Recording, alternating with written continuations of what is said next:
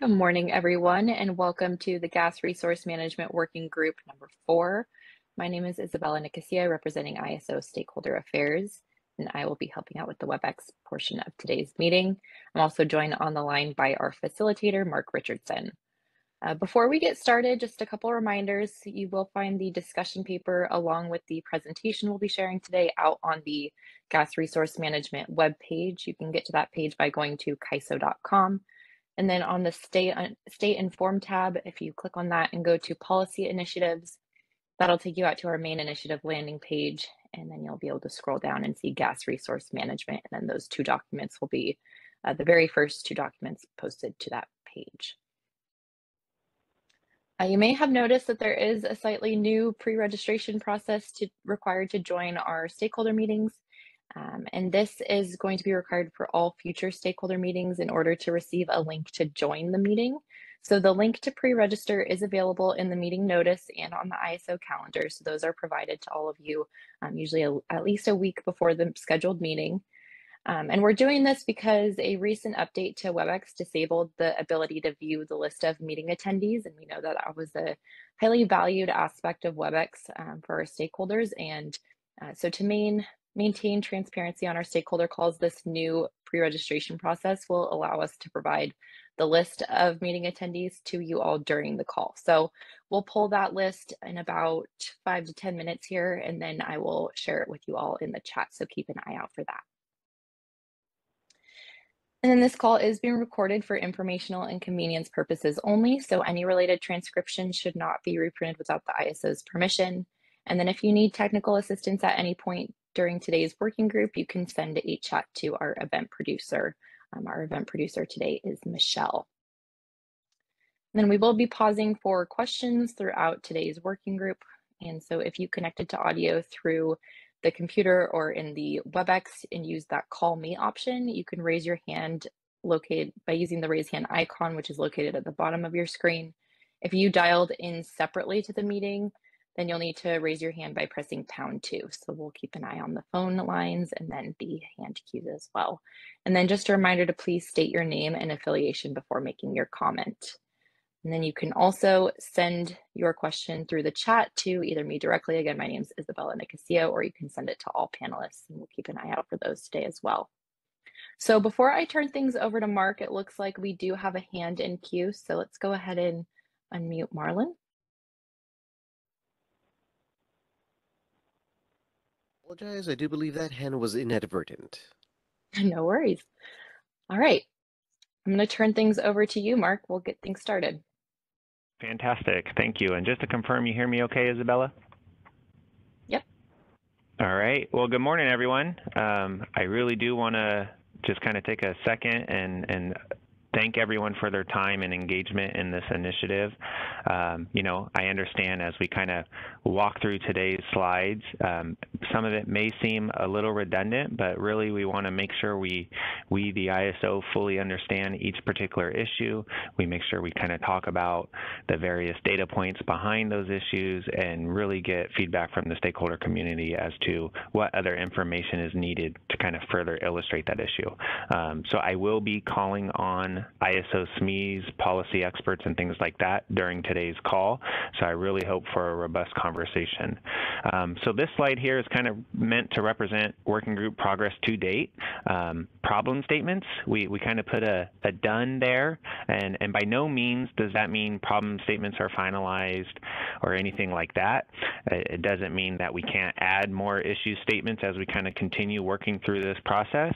But I think to date, at least myself as the facilitator and working with ISO SMEs, we do have a really good understanding through these discussions as to some of the issues you're facing, and you'll see as we get into some of those slides some of the information that we need. From an assessment perspective, right, we're looking to kind of validate problem statements as they're represented, identify ways to measure the issues or assess the impact of those potential solutions, and then align on priorities and prepare for that solution development. resolving the issues, right? That's really the end game here. Identify existing opportunities that exist around those particular issues, and then kind of develop further, more defined solutions to kind of help resolve those items. You'll see here with this little graphic, and Sylvie, I thought, did a great job kind of illustrating how the problem statements, the assessment phase, and the overall resolution kind of feed in with one another, and how that interaction looks as we kind of start moving towards that action plan. So let's go to the next slide. All right, so what we want to do here is kind of talk about the next steps for the ISO in support of that kind of that next phase or assessment. So the ISO plans to take the following steps to assist the group with this prioritization. We will be working on kind of categorizing the particular issues in terms of policy, you know, which one of these issues require policy work, which one of these issues require more technical changes, and which of these issues do we need to kind of get legal more involved in. We also kind of plan on identifying those hurdles and hopefully identifying some low-hanging fruit that we can kind of quickly turn around and get out there to the community, kind of help support you in your day-to-day interactions. We plan on providing context from previous initiatives or previous FERC decisions, you know, i.e. CCDEVI. Recommend existing opportunities for each of those problems to the extent there is one, and then fulfill or provide feedback on stakeholder data requests that we've received to date. There's been quite a bit of those. Those were identified in the action items section of the discussion document that was posted a week and a half back. And I do want to, you know, take note for some of the comments that we did receive. We apologize for the very short window of commenting period, and we'll absolutely do our best as we continue this progress to get appropriate material out there in time and allow for adequate time to review those materials and provide comments. From a logistics perspective, information will be published as it's available as we move forward throughout this process. And then again, you know, we plan on having public comments as well as midpoint surveys as we move throughout the process as well. So let's go to the next slide here.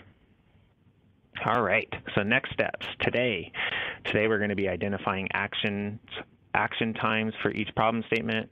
We're going to be posting meeting survey right after this call.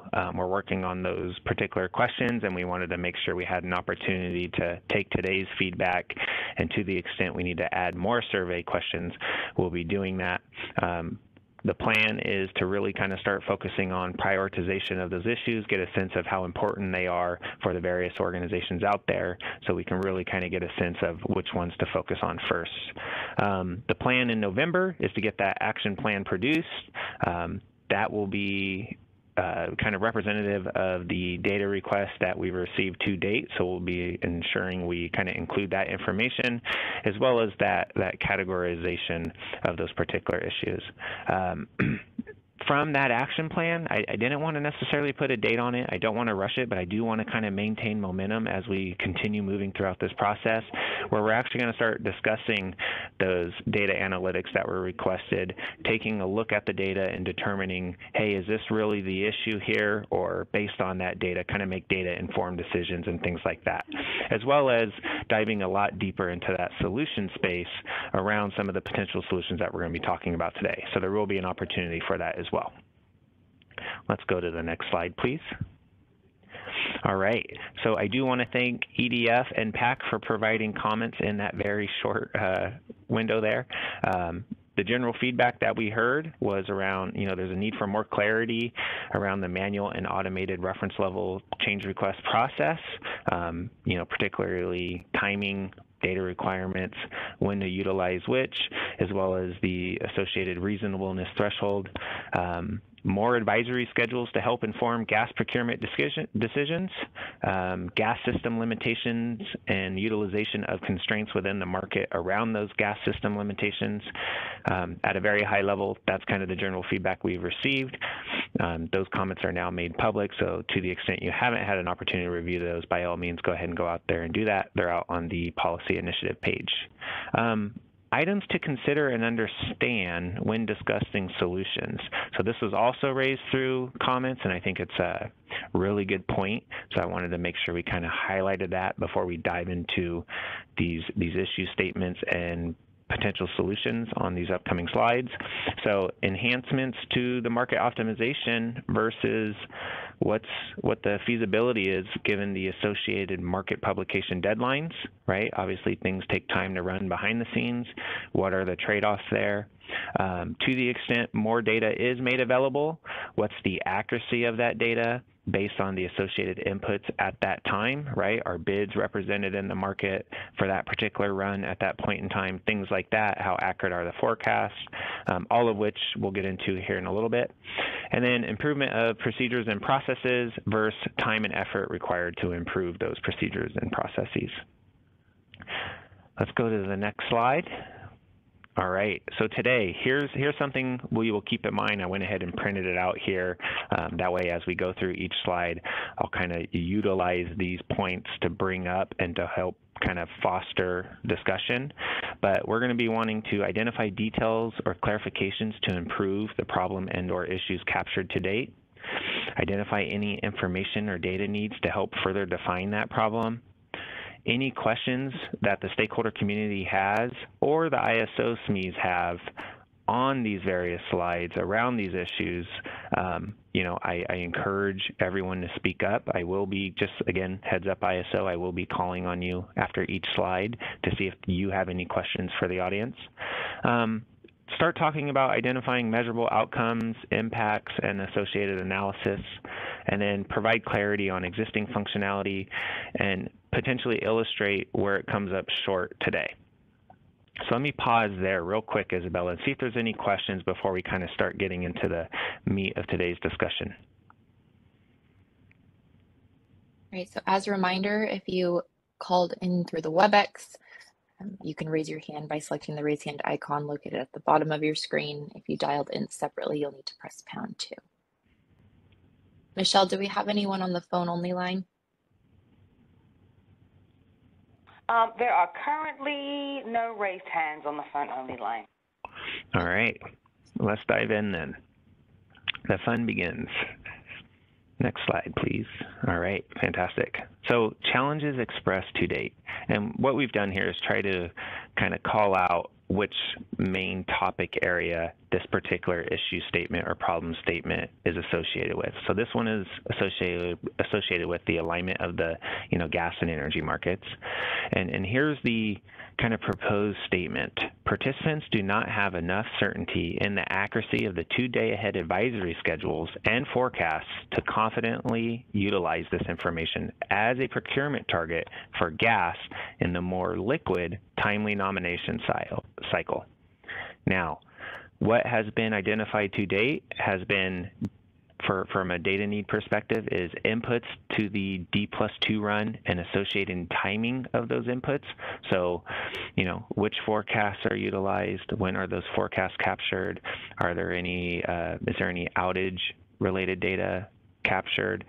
Are bids captured? The associated timing of those inputs? All that has been identified as a data need. And then there was also a request to take a look at the load and VERV forecast accuracy in that 2-day ahead run versus, and it's a question for the audience because it wasn't clear to me when I went back and listened to recordings and kind of reviewed comments, was, are we looking to compare the load and VERV forecast accuracy in that 2-day ahead advisory run versus what is actually utilized in the day ahead market run?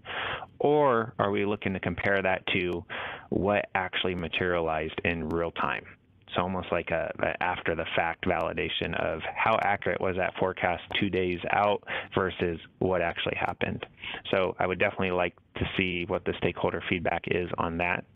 And then to the extent anybody has any comments or believe this particular problem statement is accurately reflective of some of the challenges being faced today, I welcome hands and feedback.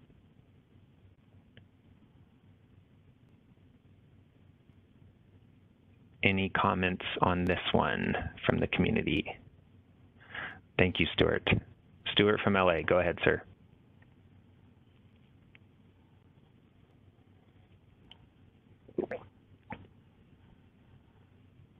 You may be on mute on your end, Stuart.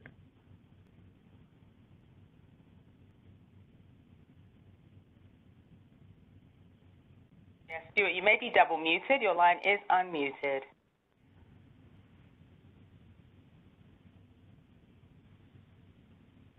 All right, looks like we're not. We may have an audio issue. Stuart, you may need to log out and log back in because we're unable to hear you. Initially. We hear you now, Stuart. Oh, can you hear me now? Yes, sir. Yeah. So, Mark, I don't think it's just the load and ver forecast accuracy versus the actuals from real time. I think it's also the assumptions that will underpin the energy bids that they get into this forecast, because I'm assuming they're getting compiled by ISO using the current process. So given that it's all kind of 2 days out, I'm not so sure how accurate it is. It would be good. I think ISO said in the EDAM proposal that they felt they could get, an accurate forecast, and it would be good to, run some data and see how, how accurate the outputs, may be at some point in time. But that's the concern, I think, that I've Got heard. it. No, I appreciate that, and I know this was one of the items you spoke up on earlier, Stuart, so I appreciate you kind of clarifying that. Stuart, would you say this particular issue statement as written kind of appropriately captures the issue being faced? Just looking at it, Mark.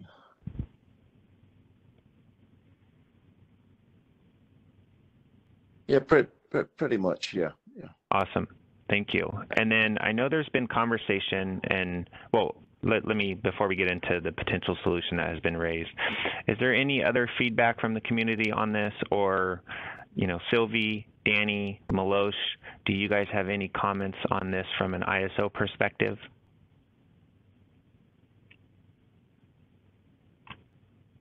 If so, raise your hand. Mark, this is. Oh yeah, go ahead, Danny. Danny Johnson with the California ISO. I think that half of what you're identifying here is controllable by the ISO. This would be the forecast for load and for VERS, which I think we can get you that data on.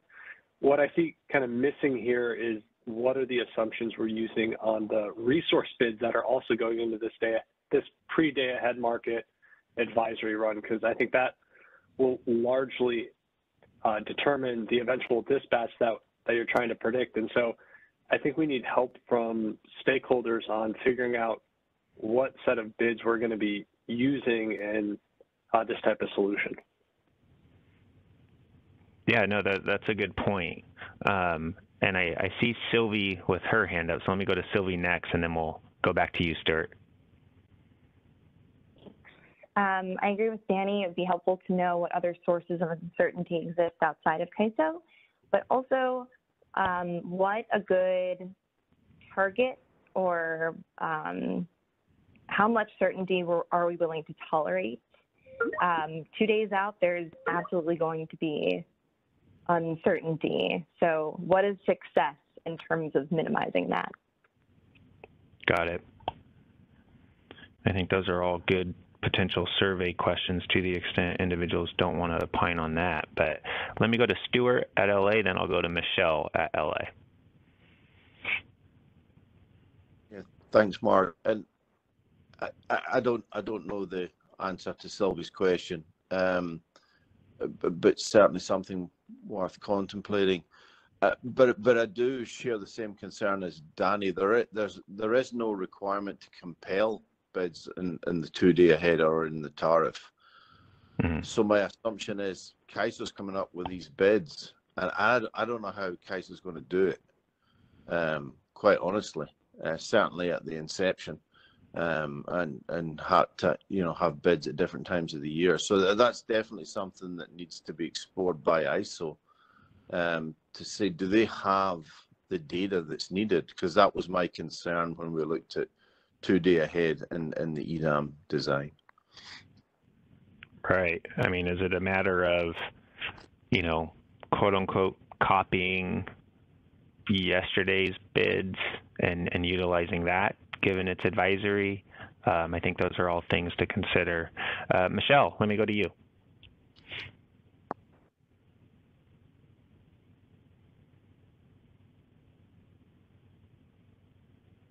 Hi, can you hear me?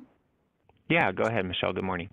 Okay, I agree with what everything stated. I do have a question regarding the 2-day. Is the plan also to include the EIM transfers in real time that's forecasted across the board? Because I think that component is what would essentially make the day ahead deviate the most, at least for what we've seen in EIM right now. Yeah, I think that's a good data point to consider from this particular day ahead run as to, you know, is there a plan to include those transfers? Danny, let me go to you. I saw your hand shoot up. See if you wanted to opine on that particular comment or if you had a different one.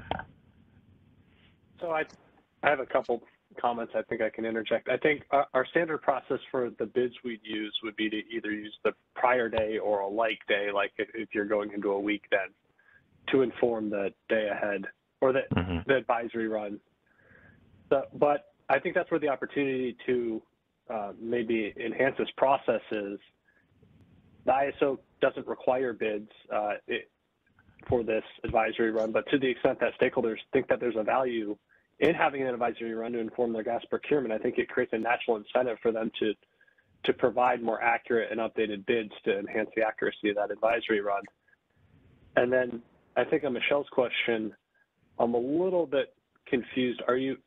When you say transfers, I'm not sure what you mean. I mean, the transfers will occur optimally as part of solving the market. If you're thinking more along the lines of the ETSR and like the available transmission capacity between BAAs, I think we would either use the prior day or the transmission made available going into that day ahead market that we're looking to run on the same day in this advisory run. I guess my comment more to that is if the day ahead schedules don't account for what could potentially happen in EIM, that will deviate the forecast. You're saying, does the day ahead advisory run account for potential real-time conditions changing what was quote unquote awarded in day ahead? Correct. Yeah, I mean, that's a natural market dynamic of a sequential daily settlement market is you have the day ahead results and then they get rebid into the real time and they can change if it's efficient to do so. So I don't think there's any way to really, for the ISO to control what happens in the real time market. It's going to be a result of the offers made available by our real time market participants. Thank you, Danny. Thank you. And thank you, Michelle.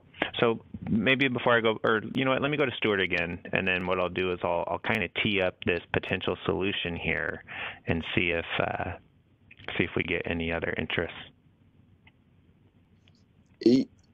Yeah, I think to put a finer point on what Michelle's asking, it needs to be a full optimization and not confused with an RSE run that obviously has the transfers closed. It obviously needs to be full optimization with the transfers open and for the day ahead run, because I'm not clear of, you know, what is the definition of advisory run. When I think of advisory runs, I'm thinking of RSE runs versus full optimization. So that we should be clear in that potential solution what that means. Yeah, no, great point, and I think a great segue here into the potential solution, because through previous discussions with this group, you know, folks had said, hey, you know, 2 days out seems to be, you know, it's only as good as what is known at that time. Obviously, system conditions, weather conditions, load conditions can change.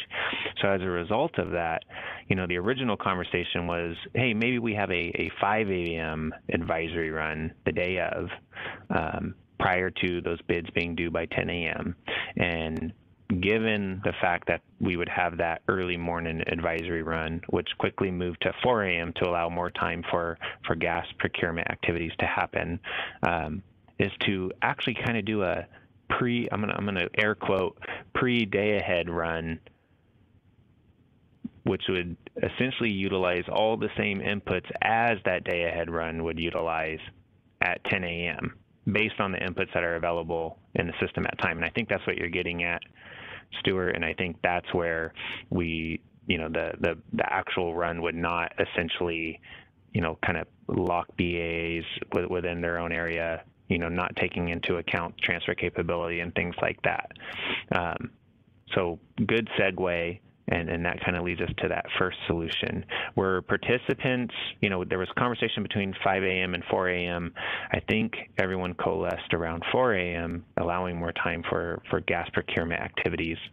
Does that first potential solution accurately capture what was discussed throughout this working group process so far? Michelle, I see your hand up. No, it was out of from before. Okay. Is there anybody else willing to weigh in on this? I saw a few folks from various regions. Anyone in the Northwest willing to weigh in on this, or some other Southwest parties?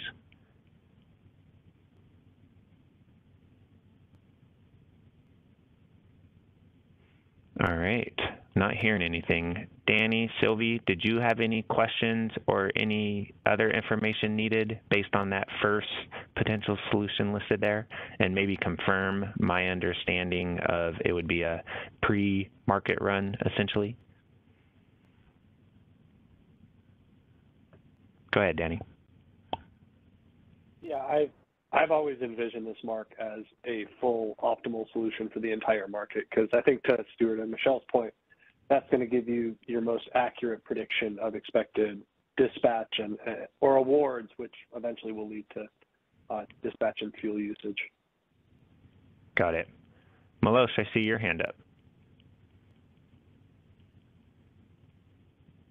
Yeah, thanks, Mark, and good morning, everybody. This is Milos with the ISO. Yeah, and just to add to what Danny said, I think then combining that with some of the discussion that we had just right above that I think there's still room then for us to talk through what are those inputs, in our upcoming discussion, what assumptions do we make to help inform that advisory run. So I think these last two kind of points that Stuart made, as well as Michelle, I think it'll be key to figure out how we make this advisory run work by looking at those inputs. So thank you for that. Yeah, absolutely. Good point, Milos. And I'm capturing items here, and I know Isabella is as well, to make sure we, capture things in the associated action plan and potential surveys to kind of allow for that discussion as well. So all good points.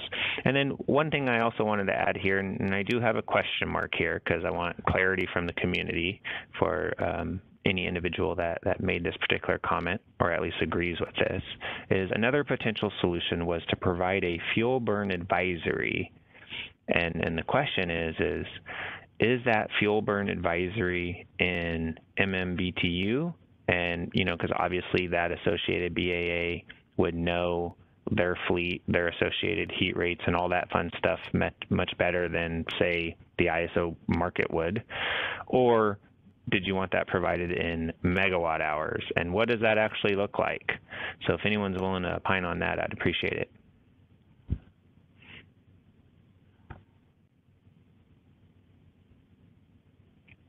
Or Sylvie, Danny, Katie, did you have any comments on that particular item, or do you have any outstanding questions on that?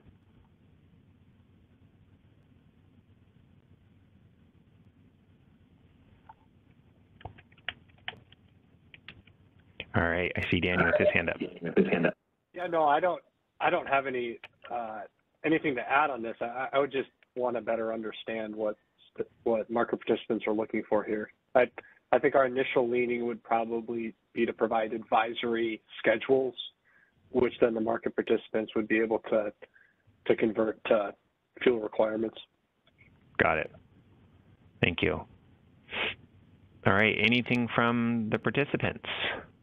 Or are we good to kind of stamp this as the issue statement for now? Obviously, there'll be more opportunity to say, through discussions, hey, it'd be good to have more information around these areas. As Melissa indicated, we got to start kind of thinking about and talking about what do those inputs look like? So definitely good conversation so far on this item. All right, well, if there's no other hands on this slide, let's go to the next one, which is a little bit related, but we thought it would be important to kind of break it out a little bit. The potential solution and existing process is the same, but we're looking to see if there's any more information here needed. So due to the electric day-ahead results not being published until after the I got a typo there. So after the gas day 1 nomination cycle, participants do not have sufficient information about their own dispatch schedules to make confident and risk-informed gas procurement decisions to support those market schedules. So this is pre-day-ahead energy bids, or excuse me, post-day-ahead energy bids, pre-day-ahead energy results, right? So you're trying to procure gas, whether it's for real time the following day. So it's post that first nomination cycle that we were referring to on the previous slide.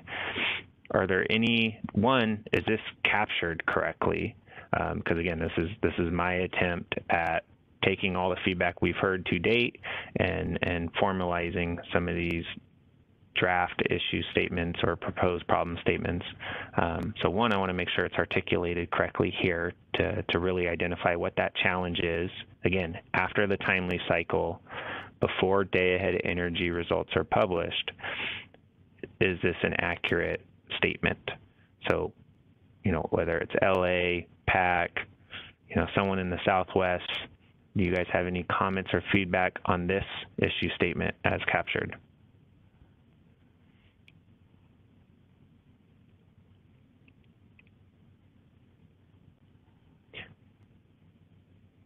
Or are we agreeing that this is accurately captured and the resolution or potential solution to the other slides kind of resolve this issue as well?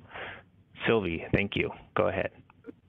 Just wanted to get clarity, make sure I understand what this means. So is this alluding to the fact that day-ahead schedules aren't published in time for the timely nomination cycle that would deliver in real time, and therefore real-time procurement is impacted?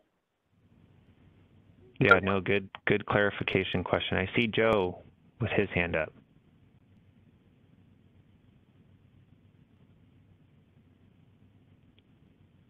Michelle, if you want to come up, I just saw Joe get unmuted. Go ahead, Joe. Just wanted to make one clarification. I know we've been, I think, those of us in the Southwest have especially been vocal about this. And while we've been referencing it as the timely cycle, the thing that we're really trying to get at is when the trading window and the majority of liquidity is transacted. So as those of you on the gas side, which is probably everybody on the call knows, the timely cycle, I want to say, goes until about 11 a.m.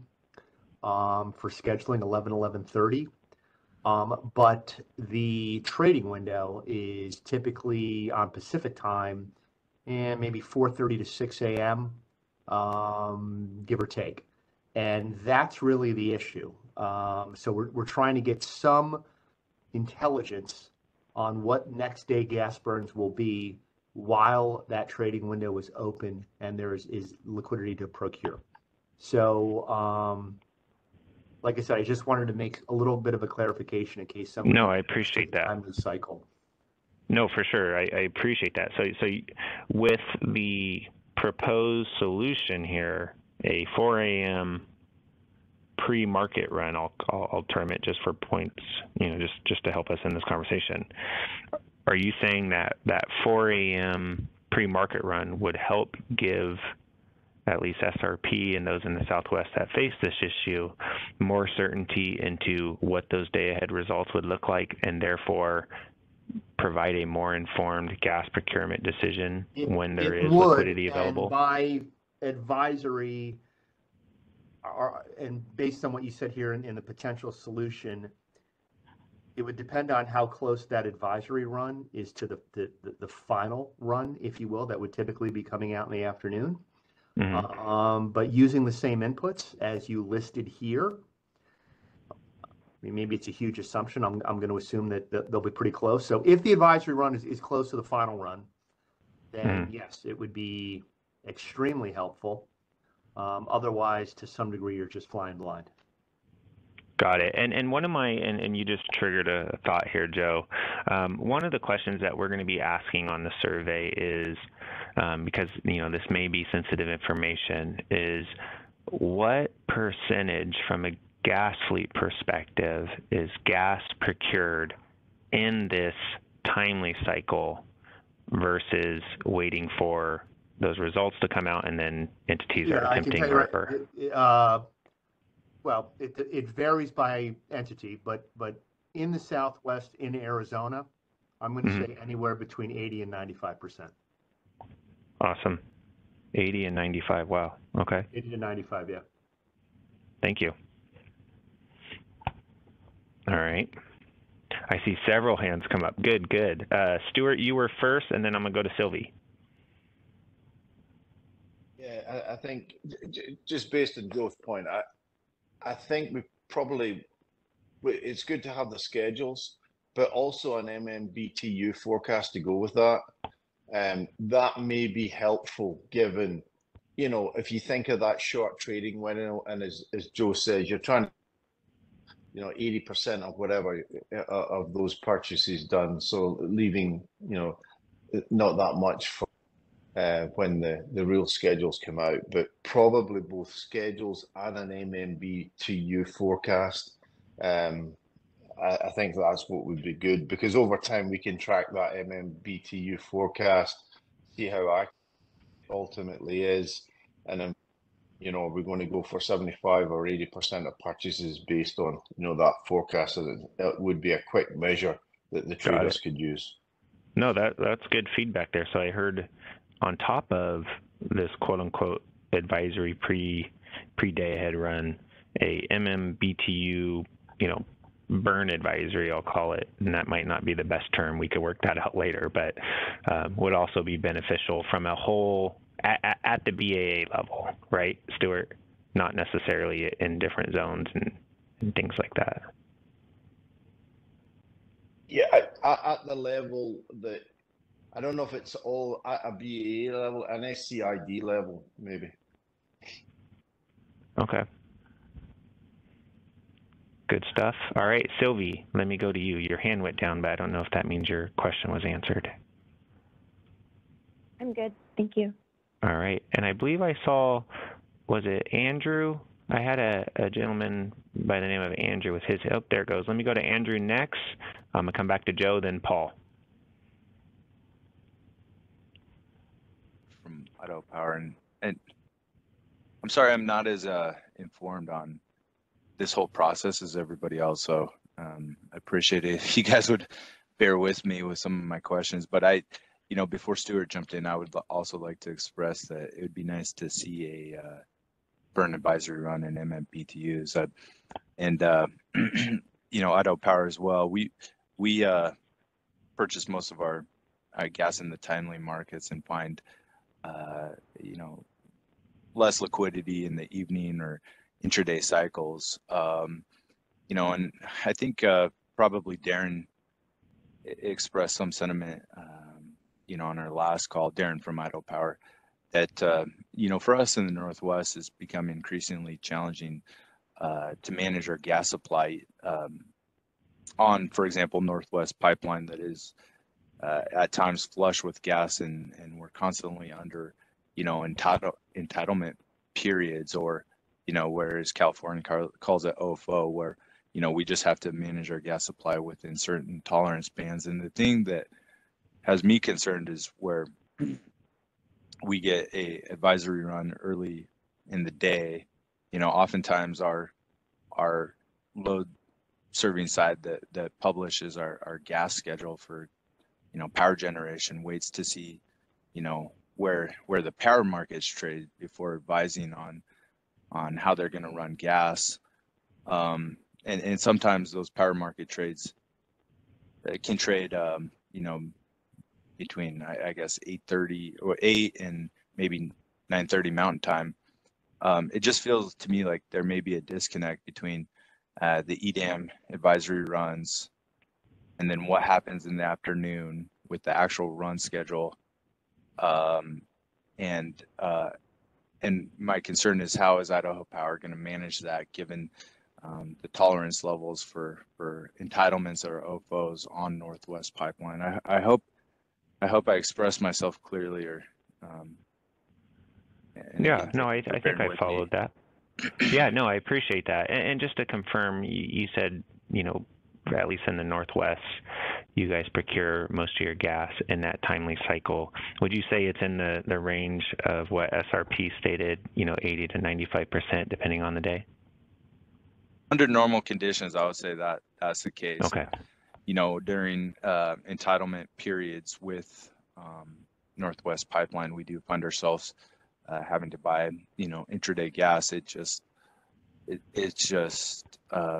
you know, whether or not we have to manage within those tolerance levels for our imbalances. But oftentimes when we do have to buy intraday gas, it seems to be, or liquidate intraday gas, it seems to be at a very, very uneconomical price that we're forced to, you know, take a market price that we'd rather not buy or sell to.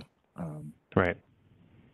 Okay. No, good stuff there. Thank you. Appreciate that. And yeah, I guess my concern is I feel like, you know, this process has the propensity to exacerbate that problem for us. Yeah, I know we're going to be talking about OFOs on the next slide, and potentially how to treat those, or, you know, overall conversation on OFOs. And we also have a slide coming up on gas constraints, gas system constraints, that I think we can kind of dive a little bit deeper into that. But I appreciate your comments there, Andrew. Thank you. Let me go to Paul Wood at PAC.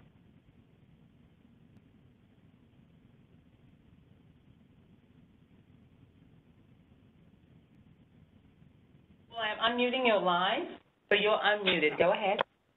Hey, sorry about that. I appreciate it. Hey, thanks, Mark. Trying to get my thoughts. I agree. I think we would agree a lot with what Andrew from Idaho was stating. You know, we typically are going to buy, I don't know, 90% of the gas needs for the pre-scheduled day by 9 a.m. We also find, you know, the intraday gas very illiquid, as well as, you know, the bid ask is extremely wide. So if we've over procured, you know, getting rid of that gas, you're going to take a pretty big hit. As the same holds true for if we under procure, based on what the results show for, you know, the awards at 1 o'clock. You know, we're going to have to buy at a very expensive price, and those prices are going to be much different than what the index was set for the day-ahead index on gas. Is what we're talking about for EDAM? I think it's both, right? So these first two, yes, it's in the context of day ahead. There are issue statements that have been brought forward from a real-time perspective. I heard you talk about illiquidity in the intraday, and we'll absolutely have an opportunity to kind of get into how those prices could be reflected, or what potential solutions there will be around that. Okay.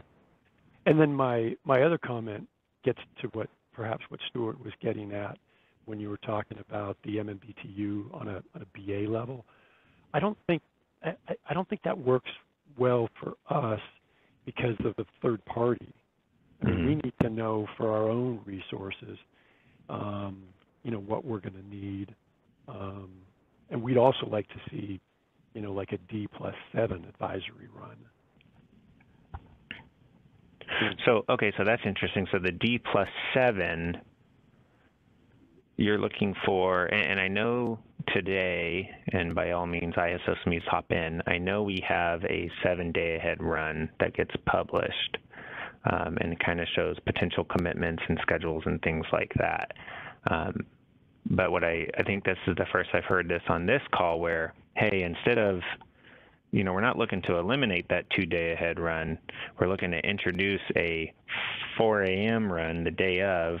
And what I'm hearing is, let's go ahead and keep that larger outlook of a rolling, 7 days out as we get closer, 4 days out, 2 days out, and then that 4 a.m. one, right? It's good to have that visibility, right? And maybe is that because to support that weekend trading cycle? I mean, that's part of it. And again, I think, some of our responses and interest lies more in the EDAM. Of course, getting better information intraday is helpful, but it's just totally different dynamics, right? I mean, EDAM, you're looking at the footprint of the entities. EIM, you're looking at the footprint of everybody, and having the ability, in a short turnaround to deal with, large gas swings, for a few hours ahead or a few hours behind. It's really challenging, as Andrew mentioned from Idaho regarding intraday stuff. And PacifiCorp doesn't have a lot of storage capabilities. There's entities within California that do have that that benefit. We don't. So when we get a change, when awards are awarded, we're faced with the market, intraday market. Yeah, no, all good points. Let me see if the ISO had anything in response to that and maybe clarify. I know we do a 7-day ahead forecast, and I'm not sure if we do an actual, ruck run or day ahead run from an advisory perspective. And then I'll go ahead and go to Robert.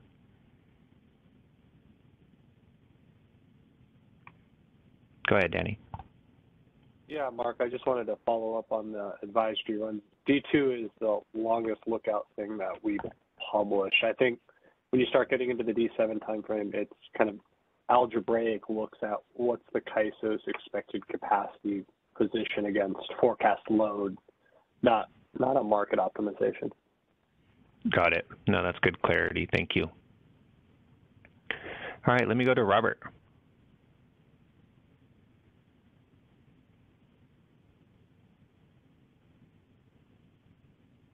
Paul was saying, and then, as far as having a MMBTU total for the BA, I really think I would need a megawatt schedule or some type of advisory schedule, because we have different units off of different pipes and transport and basins that we would need to procure gas from. So while the total gas burn will be informative, I think I would really want to know what the advisory schedule in megawatts is. Okay. No, that's good feedback. I appreciate that. All right. Before we move to the next slide, let me go to Michelle. I definitely agree with all of this as well, especially the critical component that the scheduling deadline is really, well, for us it's 11 Pacific Standard Time, but the procurement happens within the first hour of trading, which is by 6 a.m. Pacific Standard Time. Now, the big thing about the electric and gas markets not aligning with the understanding that it's not a CAISO issue, it's bigger than CAISO, is that when you do run those models, specifically for the weekend, often gas prices are different on Friday, Saturday, Sunday than what they are from Thursday. And lately what we've seen is on the weekend, they drastically drop for the weekend.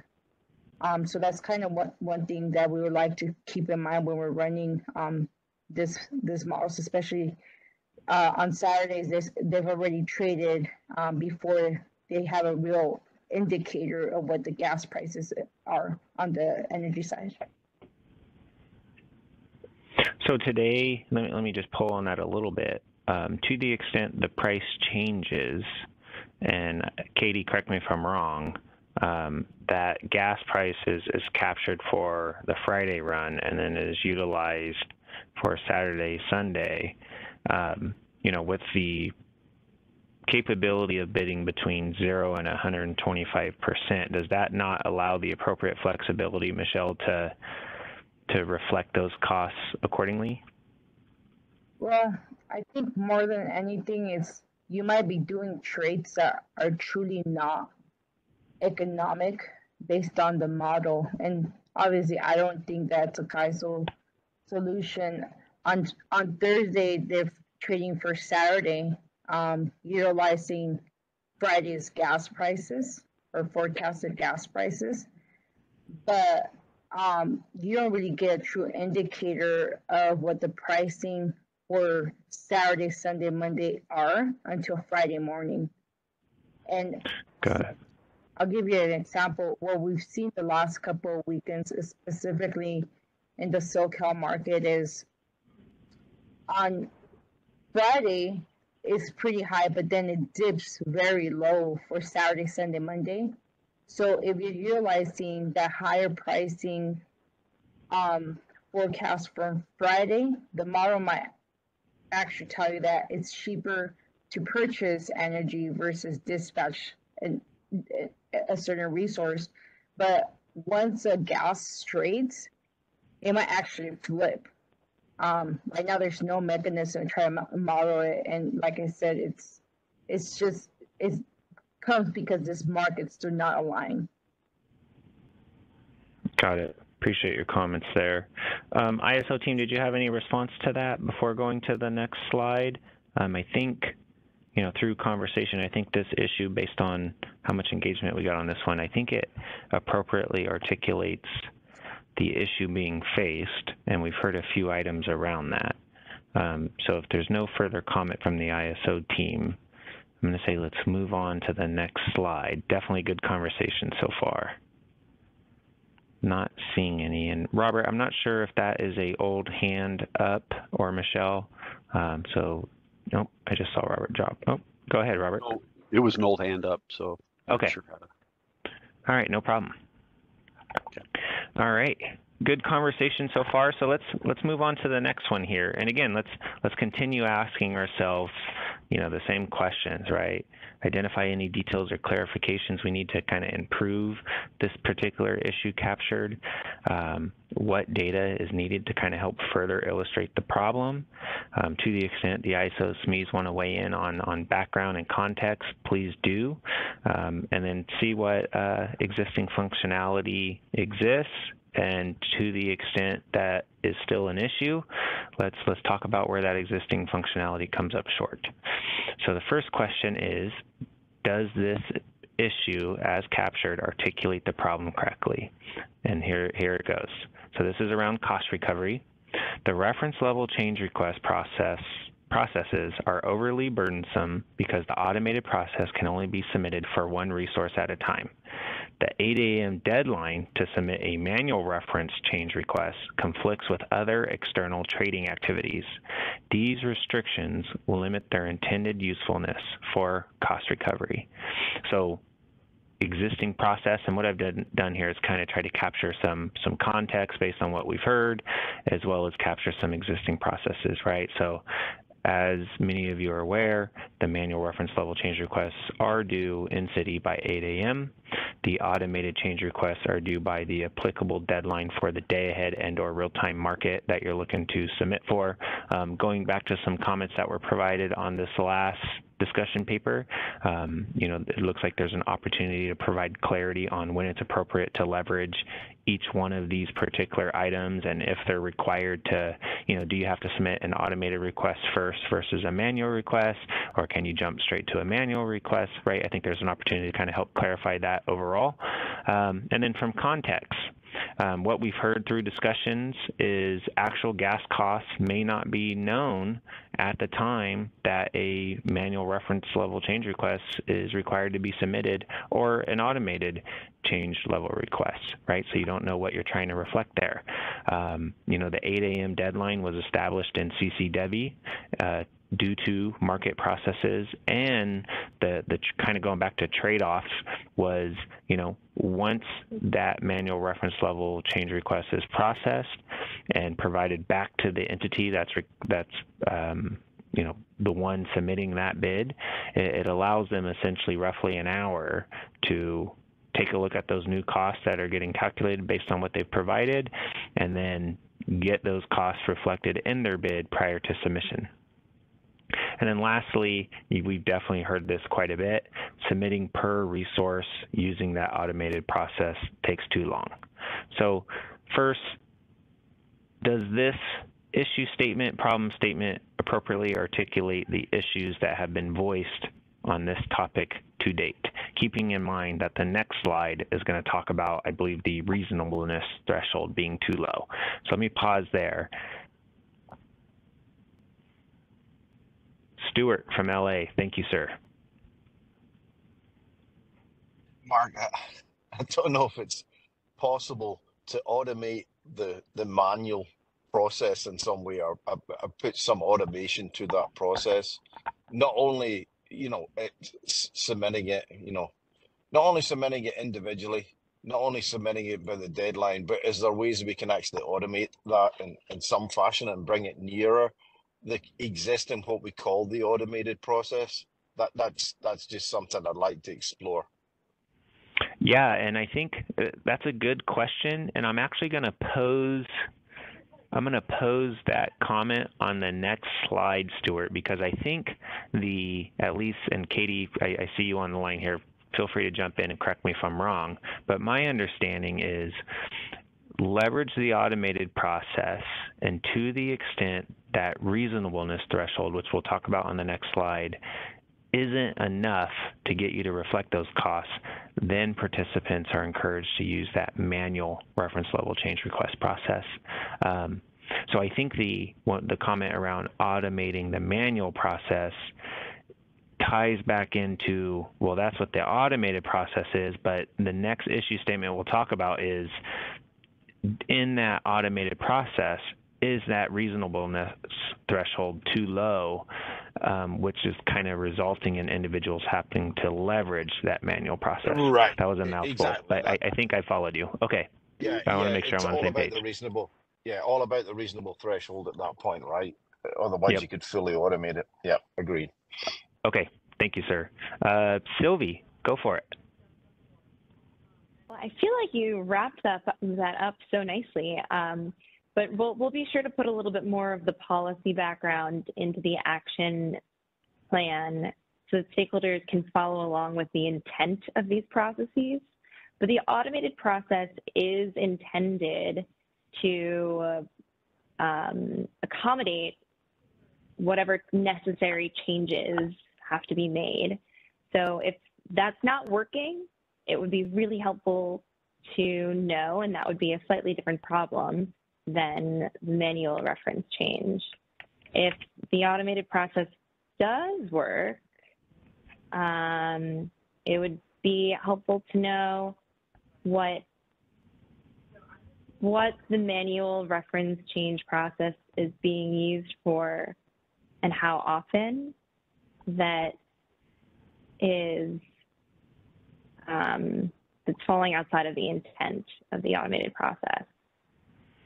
Yeah, I think that's a good data point, Sylvie, that we can absolutely kind of explore in our next steps here is how many automated requests are actually being submitted, the lack, and to the extent there's not very many, which I don't believe there is, but to the extent there's not very many, is it because costs are already reflected? And I think if that was the answer, then this wouldn't necessarily be an issue. Or is it because the process is so burdensome, entities are attempting to kind of make up those costs via an energy bid or some other means? So good points there. And I think that leads us to our potential solutions here, right? So one potential solution that was recommended through discussion was, hey, let's extend the current manual reference change request deadline. And I would definitely want to kind of going back to the comments that were received around things to consider when we start talking about the solutions is, what's the trade-off there? Are we saying, hey, if we extend that deadline until 8:30, 8:45, and we know the processing time for the team is 30 minutes or 45 minutes, that may only allow for 15, 20 minutes for the entity to have the opportunity to go in and resubmit their bids. Are we saying that's a okay trade-off? So it's things like that we need to consider for that particular solution recommendation. And then the other one, which I think everyone supports, at least through these discussions, is, when I say everyone, I mean stakeholder community, is to allow for multiple resources to be represented on those requests to kind of lower that burdensome process. Paul Wood from PAC, go ahead. Hey, thanks, Mark. Forgive me, I'm struggling with what you guys are talking about. Is this in relation to EDAM or is this EIM? This would be both. So both of these processes are available for the applicable markets. So to the extent you have costs that aren't being reflected in your day-ahead bid based on what's calculated at the time in which that gas price is pulled, entities have the ability to leverage the automated process and/or the manual reference level change request process to try to reflect those costs more accurately. And I think, yeah, go ahead, I'm sorry. No, go ahead, Mark, sorry. I was gonna say, and I think, just kind of thinking out loud here when I stated that is, assuming that the 125% cap, right, air quotes cap, on those commitment costs don't cover for that volatility. And I think through previous conversations, and it might have been Idaho, like, hey, we sometimes see 150% swings, 175% swings. So these processes, that 125% isn't enough. And we're gonna be touching on that here in the coming slides. So I'll be interested to hear what folks think on that. But go ahead, Paul. I didn't mean to cut you off there. No, I appreciate the context. And yeah, and I agree with how we were capturing what Idaho was saying. I mean, based on either the awards or what's being asked of a gas resource, having the ability to recalculate the true cost is important, because you're not going to know what those are until you're in the intraday market, so you can either buy or sell gas. Yet the run was based on a different value for that gas resource, like the day-ahead index. So the cost could be like materially different. And I could even see a scenario where there's, go ahead, Mark. Yeah, no, I had a question on that. So if I heard you correctly, you said, hey, costs can change from a gas perspective significantly in real time. But what I've also heard on this call is entities are procuring, let's just say, I'm going to say 90%, 85, 90% of gas in that day ahead time frame. And on the surface, I think what I've heard is those costs, again, bidding up to that 125% adder, potentially following one of these other automated or manual reference level change request processes, to the extent we're able to raise that threshold so that it is more automated, back to Stuart's comment, those costs for 85, 90% of that gas is procured in day ahead, right? So what we're talking about, or at least correct me if I'm wrong, Paul, is that 10% delta in real time that still needs to be procured, and ensuring that whatever that increase is for those costs can somehow be reflected. Is that right? Yeah, I mean, I think that's fair. Okay. You know, depending on the pipe, I mean, you might have some ability to kind of pull on it a little bit to get that additional needed volume of gas, or, you know, you can reach into the intraday market and get what you need, but having the ability to account for that additional cost is, yeah, it's obviously very important. Got it. Yeah, no, good. I'm glad I was tracking with you there, Paul. Yeah, thank you. Thank you. All right, Andrew from Idaho, go ahead.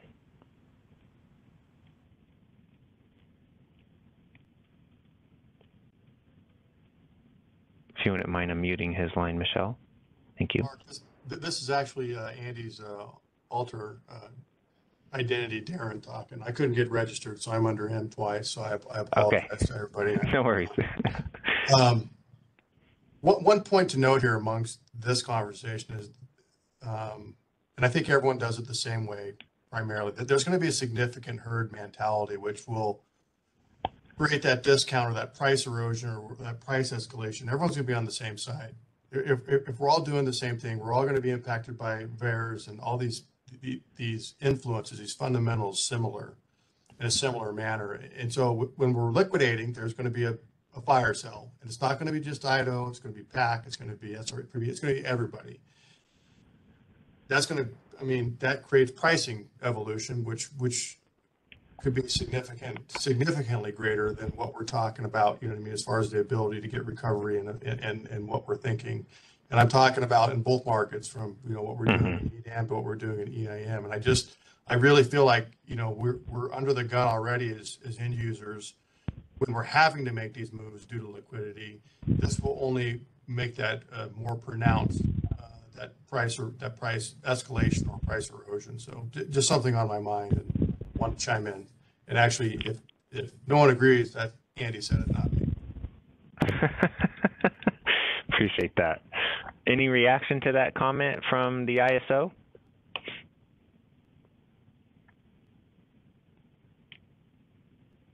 Not hearing or seeing any hands. All right, comment taken. So I think, you know, stop me now, but I think this issue statement appropriately articulates the challenges being faced from the community on this particular topic. And Andrew, I don't know if that's the other Andrew or if that's an old hand.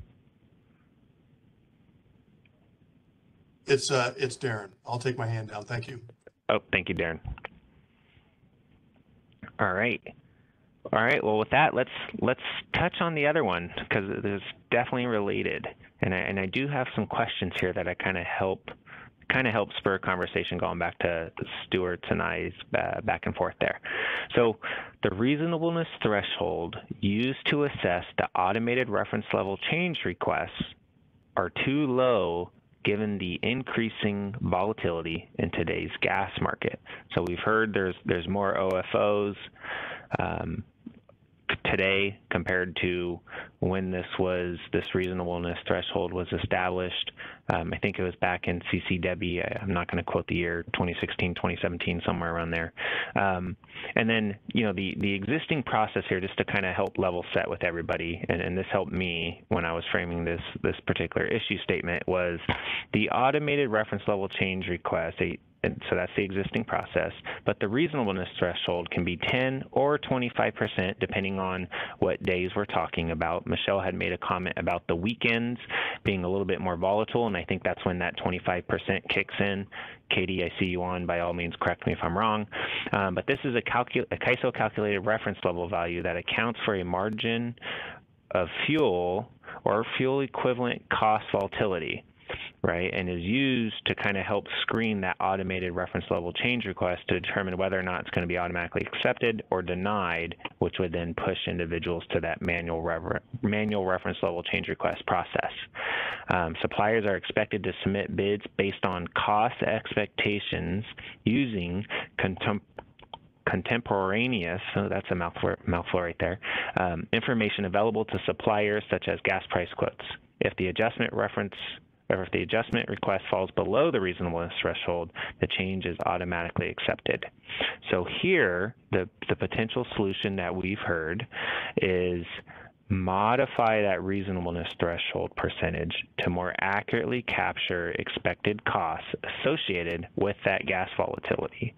And what I wanted to talk about here and kind of pose a few questions is, what about that threshold? Let's just say 10%, right? Let's just say it's a weekday, it's 10%.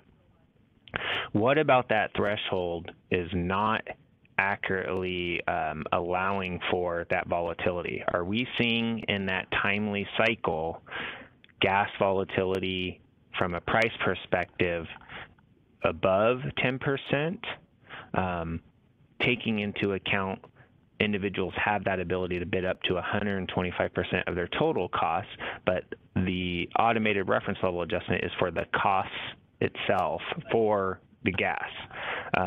Stuart, let me go to you.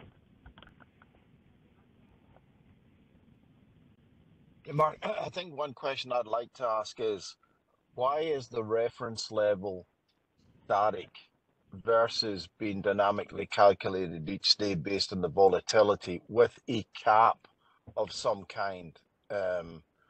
Is that not an alternative approach whereby you screen it based on a dynamic calculation that ultimately is capped, that would throw everything to the manual reference, but that threshold could be 5%, could be 30%, just based on the volatility, that we may be experiencing. And just one other thing before I lose the thread, I think Darren's onto something here. We just need to be careful with the 2-day ahead and everyone trading at the same time, that there's not potentially some manipulation of prices and actual introduced volatility into the markets. That's something we situationally need to be aware of as we head down this path. No, for sure. Good point. So I am definitely not the expert here. So let me see, Katie, if you wouldn't mind unmuting your line. I think what I heard Stuart state was, why is the reasonableness threshold in this comment here, 10% during the week? Why is that a capped or a static 10% value, or is it a capped 10% value? And how did we come up with that 10% value? Sure, Mark, and thanks, Stuart, for the question. Just to sort of set a baseline here. So the reasonableness thresholds that are used in the automated process, those are calculated daily per market for each generating resource that's actively participating in the market. So we calculate that daily, and it's a very similar formulation to the existing reference level calculations, and then we'll apply that 10 or the 25% margin on top of the fuel cost.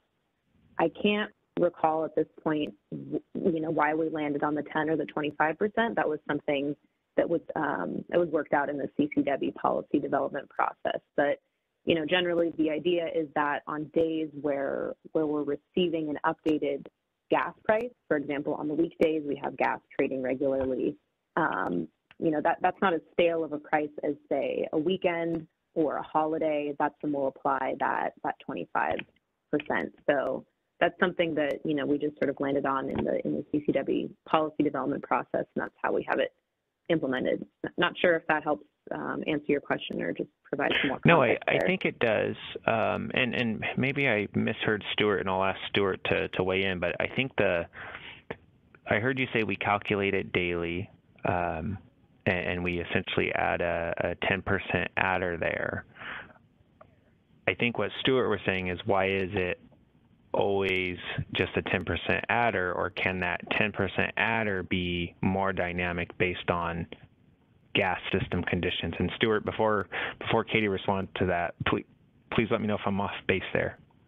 No, I think I also conflated the component around there's a daily calculation going on. I think I need to maybe look at the policy, the existing policy around those 10% caps and 25. If we had more information on how that ultimately was determined back in 16 or 17, and maybe ask the question, should that change just based on existing market conditions, or is that adder enough? Static adder enough? I think that's something I want to think about. Yeah, and maybe, Stuart, while I got you, because you kind of alluded to it, when let's say, this group says, hey, a dynamic or the threshold needs to be changed. What data inputs would be drivers to help support 10% not being enough? It's a great question, and that's why I need to refer back to the policy and understand exactly how it was determined in the first place. And what, does it even need to change? Or, if there is a change, just ask that very question. What data can CAISO use to calculate it, and will it come up with a reasonable outcome that, everybody can be comfortable with? Yeah. Yeah, I think this is a good, and we'll go to some other hands here, but I think this is definitely a good survey question for everyone to kind of think about around, what inputs would be necessarily to help support raising that 10% and or 25% threshold, as well as, does there need to be consideration of certain periods, right, of the year, and different triggers and things like that. Let me go to Andrew and or Darren first, and then I'll come back to you, Michelle. Hey, thank you. This is the true Andrew, not the imposter in this case. I kind of think of this as a two-pronged problem or issue for at least Idaho. This 10 to 25% cap or threshold reminds me of a day, and I don't have the exact day, but it was last December where, in the timely or day-ahead markets, we were buying gas at, I think, $8 or $9, and then the next day, gas popped to $20 to $25. So when you say next day, are you talking about the next timely cycle or that trade date? Yeah, let me clarify. Yeah, I was like, we were buying for gas day 8, just say December 8th on the 7th. And then once we get to the 8th, and I don't have the exact dates here, but intraday prices for the 8th just popped. So it went from $8, and somebody in the Northwest can probably correct me or verify my information, but we were seeing gas prices double and triple. And so, that was a day that I think we got mitigated because we bid in $8 for our day ahead bid, but then when we got to intraday, well, if CAISO or our gas schedule wants to be inked, we're going out to procure gas at a much higher price than what we originally bid for. So I guess I don't understand the cap even limited to 25% when you can see gas prices double or triple, especially in volatile times during the winter. And then that brings me to my next point is, at Idaho, like Darren had mentioned, we sit on a bi-directional pipe. So, we can buy gas from the north or to the south or east of us. But if we are relegated to one fuel zone, for example, we may be bidding in a Sumas gas price. And if we've maxed out all of our Sumas gas transport and we're forced to go to a Stanfield or Rockies or Malin market to find our next incremental piece, there may be a disconnect there as well where, Sumas may be a very depressed market, but something happens on the pipeline that forces Stanfield or Rockies price to go much higher, and then we're having to then buy our next incremental tranche at a much higher price. Number one, from a different source. Yeah, no. Number one, we're relegated to buy gas at a different fuel zone, and number two, that gas price may be through the roof in terms of a threshold that's much greater than a 10 or 25%. So again, hopefully I made myself clear. This is all new to me and I'm still trying to learn. So again, thanks for bearing with me. No, I appreciate the comments, Andrew. And Katie, correct me if I'm wrong. And I think what I heard, to the extent it's true costs that need to be reflected in the, kind of that reference price for commitment costs. Those are supported, but obviously that would have to go down the manual reference level change requests because it is hitting that threshold. I believe that is the intent of these associated processes, to reflect those true costs. But Katie, do you want to weigh in? Yeah, sure. Maybe this will be helpful. And Mark captured it there correctly. But I think the intent behind the automated process was to provide an avenue for scheduling coordinators to adjust those costs up to a certain point, and then to the extent that those costs get capped, to the extent that the 10 or the 25% isn't sufficient, that's where we would have the manual process, and that's where if your gas price was way above what that margin is, that's something we can take a look at through the manual process. So sort of the intent behind those two, sort of to pair together and try and encompass the different scenarios of cost volatility that the generators might be exposed to.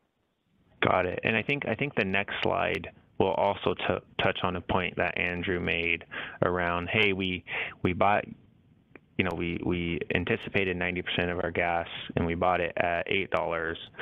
Real time rolls around. It's a day ahead committed hour, which means those commitment costs are locked for that hour. And now gas costs are, $12.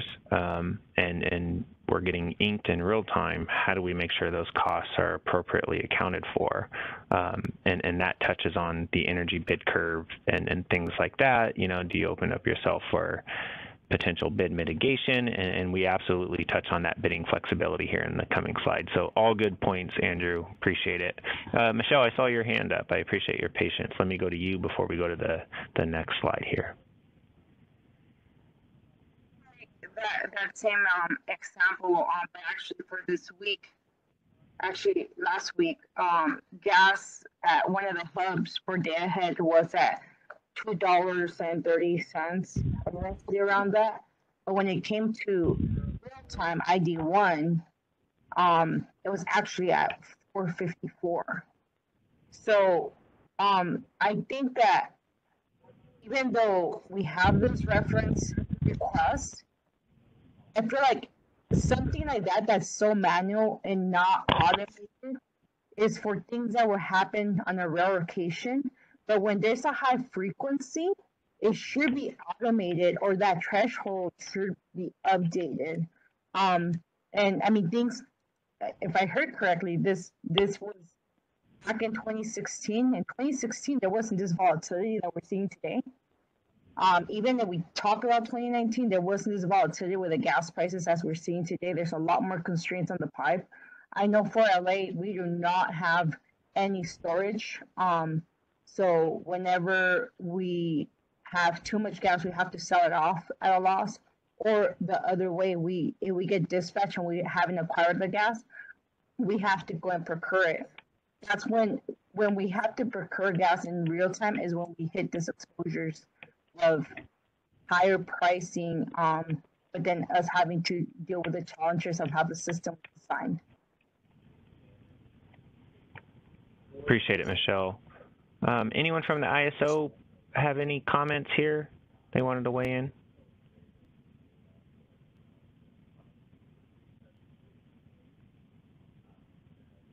I'm not hearing anything, not seeing any hands. All right, I think this is all good feedback to kind of take back. I think the overall, I think what I've heard is this bidding flexibility related. Oh, was that maybe I clicked it. I'm sorry, I was clicking the next slide. My mistake. I think the reasonableness threshold, I think what we captured was, hey, definitely need to take a look at that, need to understand what potential exposure there may be, for potential of inflating costs in real time.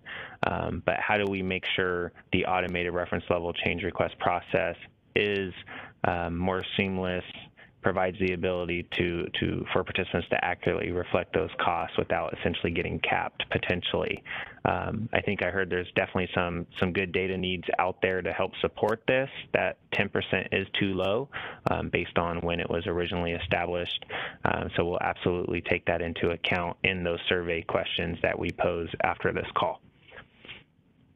All right, I'm going to move to the next slide here. Oh, Danny, you got your hand up. Sorry, I didn't see your hand, sir. Go ahead.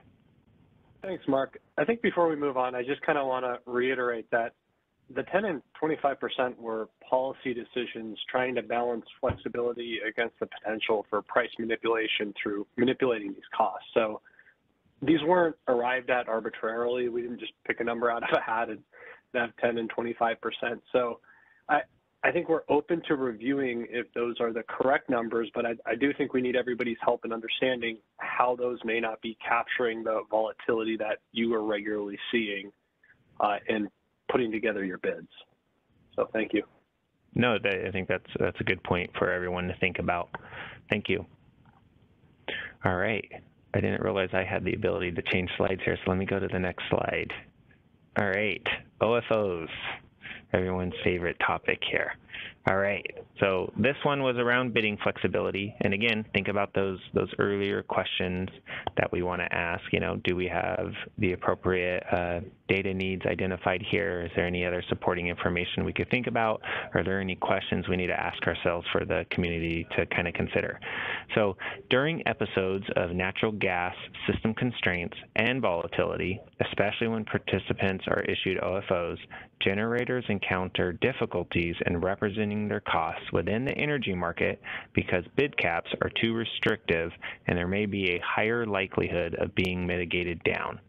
So existing process allow participants to bid up to 125% and/or 110% of those calculated costs. Data needs that have been identified to date. How often are commitment cost caps being utilized during tight gas system conditions? That was a data request submitted by the participants to the ISO. And then see if there's any correlation between gas volatility and bid mitigation. So the potential solution here, let's see here.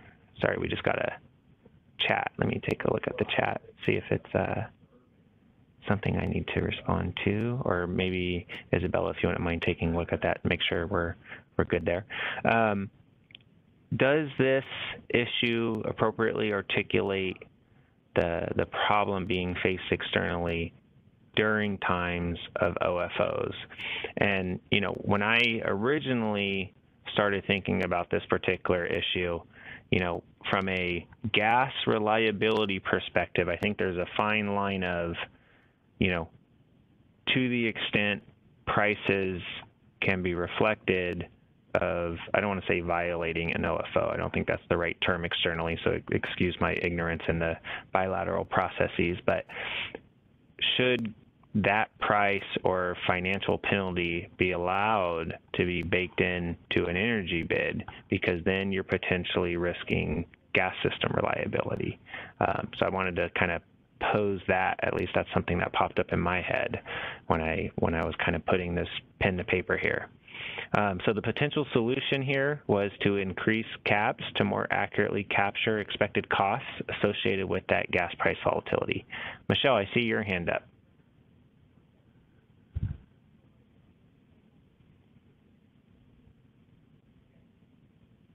See your hand went down. Just lowered. Yep. Michelle, if you need to speak, raise your hand again. Looks like she lowered her hand. Yep, she did. Raise her hand again. Okay. So this was an interesting one because I think that there has to be a lot of thought put into how the model could handle high OFOs and low OFOs. The complexity here is that it's volume driven. If the end user sells off some of the volume, your target, your threshold will reduce, right? And it's on a daily basis, not an hourly. But modeling a high OFO versus a low OFO could be a little bit different.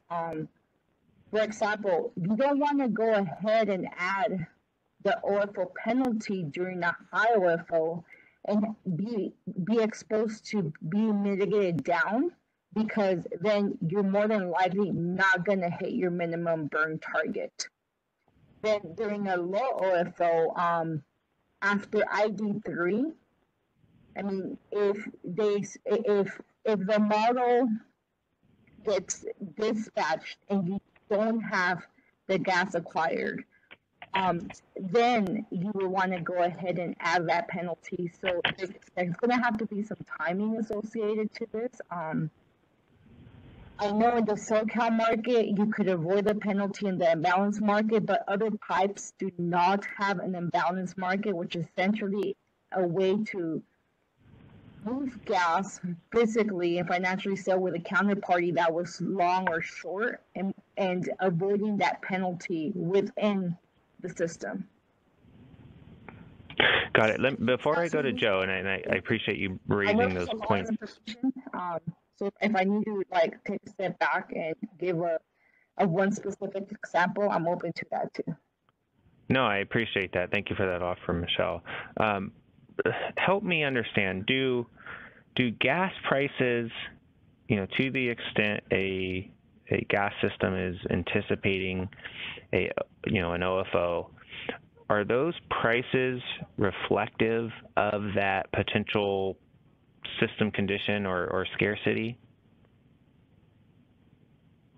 That's kind of a loaded question. There have been some analytics, and I forget that the entity that did analytics on specifically SoCal gas OFOs, and they did see a trend depending on the stage of that OFO that was declared.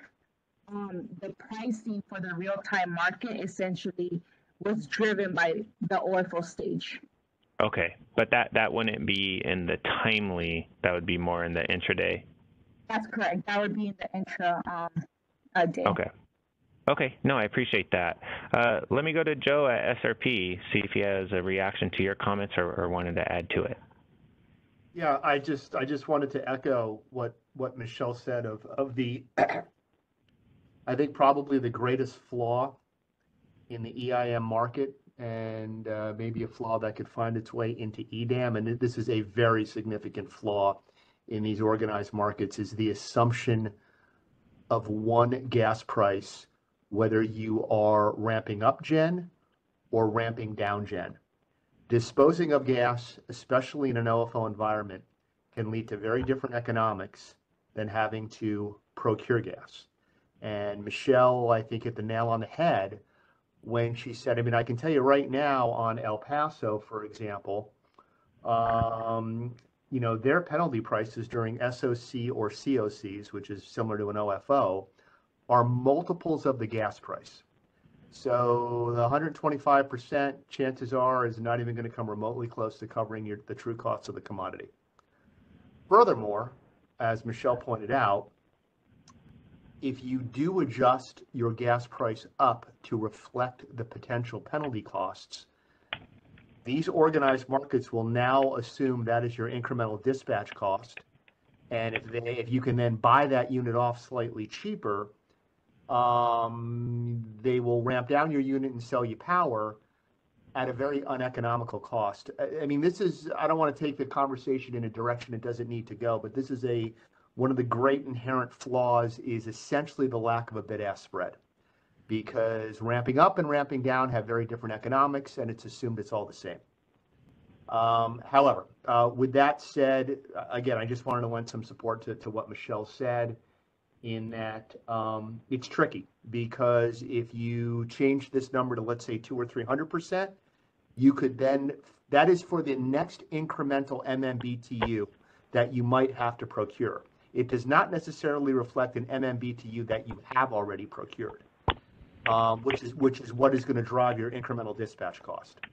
So you end up buying off gen at a price far higher than your incremental cost, and basically at the end of the day, all you have to show for participating in this market is a financial loss. So anyway, just wanted to lend some support to Michelle. Yeah, no, I appreciate that. And, I'm trying to, and I'd definitely welcome, the ISO's feedback on that comment. I'm trying to, with the difference and, potential, I heard your point on, hey, we may be getting inked in the market or decked during these OFO related conditions that have a significant impact on kind of that underlying, revenue there, whether you have to buy more gas at a much higher price or sell off gas because your unit's getting decked. And I think the energy bid, which would kind of dictate that movement of getting inked or decked in the energy market, would those costs be baked in there? Not to get too far down the rabbit hole of bidding strategy. I want to be cognizant of, rules of conduct and all that fun stuff. But, is that the intent there, is to kind of reflect some of that cost and or exposure? Let me go to Sylvie to make sure I'm somewhat on base before you respond to that, Joe. Okay. Yeah, I think the intention here is that resources get to bid whatever they want. So your energy bid reflects your expected costs with some built-in risk. To the extent that volatility might mean we mitigate you down, that I'm a little bit curious about, because that's why these reference level caps would kick in. So I'm wondering if you experience a correlation between these moments of volatility and bid mitigation, but otherwise you should be awarded what you bid into the market. Right. So you're saying, Sylvie, hey, if a generator is able to back down or wants to back down based on, gas price spreads or whatever, when comparing it to the energy world, that should be reflected in that associated energy bid accordingly, where they're, more expensive to get inked and therefore would be backed down accordingly? Yeah. So where's the Okay. system not working? Given that bids are reflective of your costs, and then these reference levels are meant as a backstop to make sure that there's no market manipulation occurring, or is something what's getting lost in there? Got it. And I think maybe to Joe's point, or at least that would kind of help support Joe's comment and Michelle's comment, is there, when in this data need that's been identified of correlation between gas volatility and bid mitigation, I think that will, that will help inform the potential solution here. So good. Appreciate your context there, Sylvie.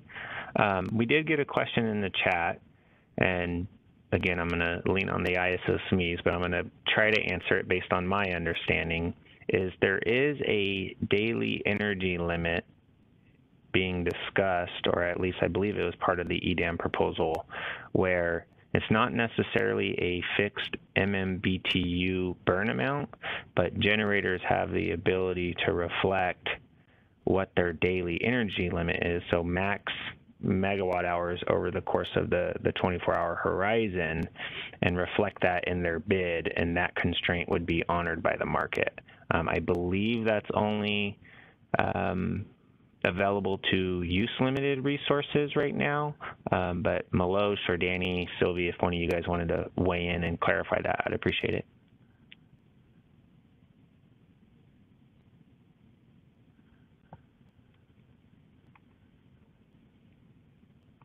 Sylvie, your hand is still up. I don't know if you wanted to jump in there.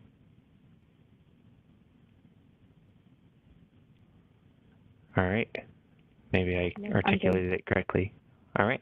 No, Mark, I think go ahead, Danny. to answer with assurance, I'd need to go look up the exact rules around how that's used. So. Okay. Okay. Yeah. No, that's a good action item for the ISO team there. Thank you, Danny. All right. So I think good conversation here. This has been, I think, by far our most engaged working group to date. So I really appreciate all the great conversation everyone's been having here. This has been fantastic. Let me see if we have any other. Oh, I got that triggered 2 more hands. Fantastic. Let's go to Paul.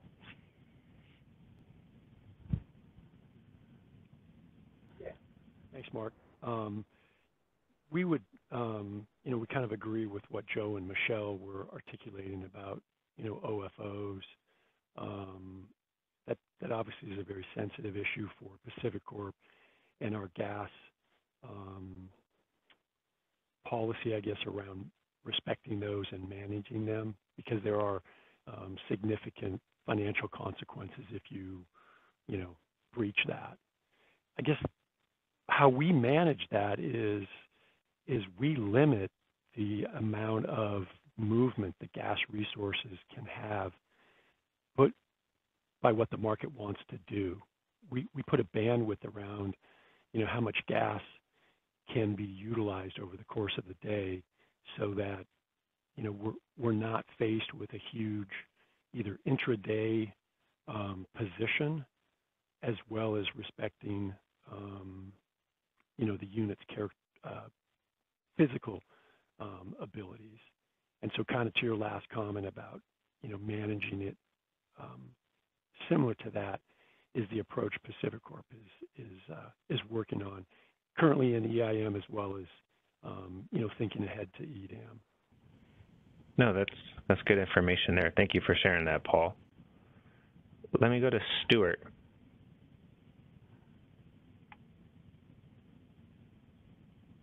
Maybe. Oh, you got muted again, Stuart. Michelle, oh, there you go. Maybe on the use limited, that is per the extended to gas resources. The second point is, how is CAISO currently modeling these OFOs within the CAISO BA? Because it was my understanding that they had nomograms or whatever in place to try and reflect some of this. That might not be accurate, but I would like to understand how CAISO currently, models or accounts for OFOs, and is that something that could be extended further? Yeah, no, that is slide 18, Stuart. So I'm going to hold that question and right, comment. Okay. Okay. But yeah, no, you're there, and looking at the time here, we may be to kind of help keep this good dialogue going. I may be pushing the group to see if we can get something on the books next week. Obviously, there wouldn't be a discussion paper or anything like that. We'll get the recording out, and then maybe have a kind of continue on these slides here to kind of keep the conversation going. Yeah. All right. I don't see any other hands up, so I think everyone agrees that this is an issue based on what I heard. So let's go ahead and go to the next slide here. And it's around bidding flexibility, and this one, was raised via comments, and there's been quite a bit of discussion on it. But heat rate used for commitment cost calculations do not account for changes in heat rate variation from larger temperature ranges in the diverse Western climates.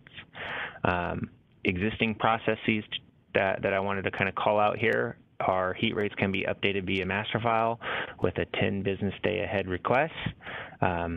A little bit of context, that 125% adder provides that ability and flexibility to kind of reflect those heat rate changes from a cost perspective on a day-to-day basis. And then obviously those heat rates, as I mentioned earlier, can be updated from a monthly and or seasonal perspective. I did hear some entities chime in, I believe it was LA, in earlier discussions, say, hey, we test our units on a yearly basis and update those heat rates accordingly to ensure they're accurate. I wanted to test, is this still a issue? And kind of get a reaction from the audience here to see, hey, is this still an issue? Is this something this group still needs to further discuss? Because I definitely don't want to close the door prematurely on this. Darren from Idaho with your hand up. Go for it.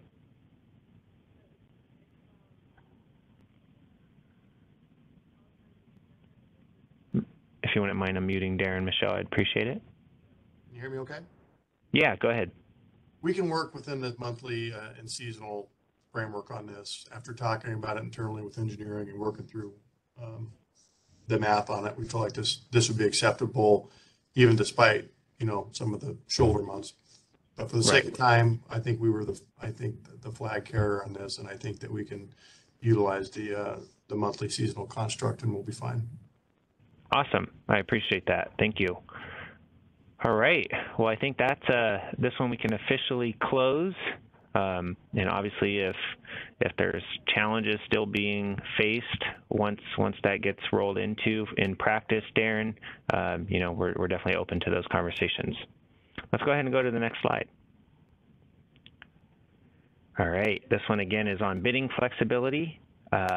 This one I heard pretty large agreement on, but again, wanted to test to make sure it's articulated correctly here. Energy markets do not reflect the appropriate gas days costs that are used in the commitment cost and default energy bid formulation for hour ending 1 through hour ending 7. So this is the day ahead market run specifically, despite the fact that this cost information is available. The existing process, utilizing up to 125% of that cap, and or the automated reference level change request process can help with this misalignment of costs. And then context, current commitment cost calculations are designed to align with the electric market day and not the gas market day, and are static values per day per market, i.e. they do not vary per hour. So I just wanted to throw that out there. Now, the potential solution that we heard through this form was utilize the appropriate gas price index cost value for hour ending 1 through 7 accordingly. So reflect the appropriate cost for 1 through 7, and then reflect the quote unquote next day's costs 7 or 8 through 24. Does this problem statement and potential solution, are those articulated correctly? Is there any other data points or information we need? And it's a question for the ISO. It's a question for the stakeholder community on this.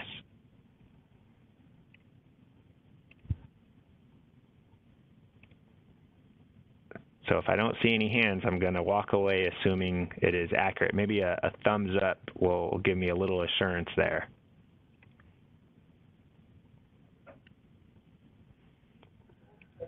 All right, thank you, Paul, for bailing me out. Go ahead. Yeah, I think that would be a solution that would be workable for us. PacifiCorp, I mean, it's the, you know, the gas day is you're covering with the same price, you know, 7 to 7. So I think that's workable. Awesome, appreciate it. All right, well, I'm not hearing any pushback. Again, this is something that I think we got a lot of stakeholders support throughout the discussions. So this one I was quite confident in getting support behind. So appreciate that. That's something that I will be testing, you know, with ISO staff as we build out that action plan, kind of testing the feasibleness of this and maybe some other things that need to be considered from a trade-off perspective. Let's go ahead and go to the next slide, please, Isabella. We might be able to get through these, but I definitely don't want to rush it. All right, so this is another one that we heard quite a bit. I think it's unique to certain entities based on how their gas resources are set up, but let me go ahead and tee it up and throw it out there to make sure it's accurately articulated. So resource limitations was the area that this is related to. When switching fuel supply sources, generators are unable to reflect the accurate costs in a market or in the market timely. So the existing process, so today, to the extent a generator wants to switch its fuel source and therefore utilize a different cost, or at least have a different cost utilized when that reference price is getting formulated, is to the extent it's a pre-established fuel region, a request to update master file can be requested, and that's a 10-day process. The data request that we've received to date is how many of these units exist within one's BAA, right? Are we talking about a very small handful of units, or are we talking about potentially a large amount of units depending on the BAA and how they're set up based on those gas systems? And then drivers behind switching fuel supply and or type, right? Help us understand what those drivers are. Is it simply just an outage condition on one source that you were getting fuel from, and therefore now you have to pull from another one? Is it, well, source A is cheaper than source B? So it'd be interesting to get an idea from the audience of the BAAs that that have these type of units what some of those drivers are. And then the potential solution here was to provide ability for resources to reflect appropriate costs of their fuel source in a timely manner, right? And that was worded with feasibility in mind, right? Do we want to have a toggle that allows you to flip back and forth between a particular different fuel sources, or does it make sense to ensure as long as the cost can be captured regardless of that fuel source, participants are happy? So I thought I saw a hand go up and then it went back down. Anyone willing to chime in here? All right, Jeremy from NCPA, go for it.